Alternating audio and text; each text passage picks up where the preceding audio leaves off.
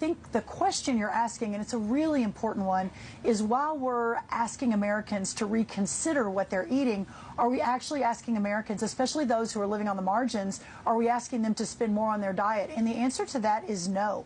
We've run over 1,000 simulations. It can cost around $3 a meal for a piece of chicken, a piece of broccoli, corn tortilla, and one other thing. And so there is a way to do this that actually will save the average American consumer money. You've done the analysis on that, because that's one of the criticisms.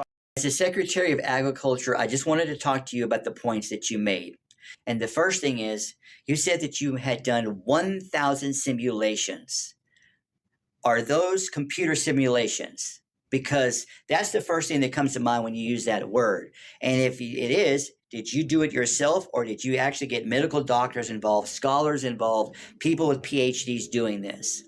The next part of that is, if that's the case that you did, then that data should be available to the public, because that's where the credibility is, that when you make a comment and say, we did 1,000 simulations, the credibility comes when I can review the data that you have worked on.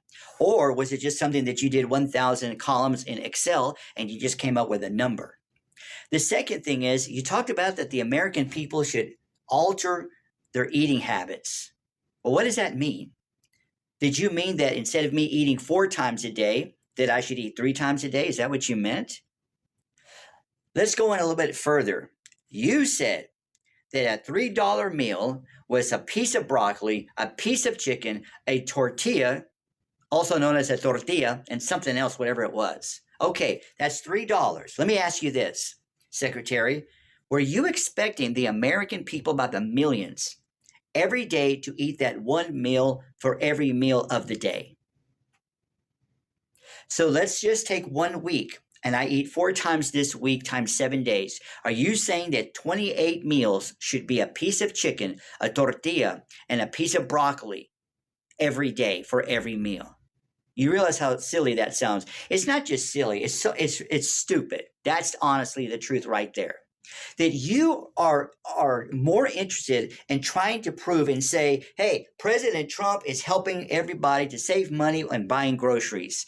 What you're really trying to do is get people to spend less money on groceries, eat less, and be hungry, and then claim, see, people are spending less money. President Trump is doing something for the economy. It's all a big lie. It's a farce. And it's one of those deals that it's just a bunch of smoke, and you want people and your constituents to buy what you're saying, interesting term there, and then go to the voter polls and what? Vote for the Republican leadership and the Republican Party, because guess what?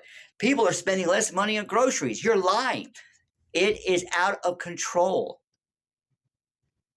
We have too much, enough. I spent a year in my life and a half living out of my car, being hungry.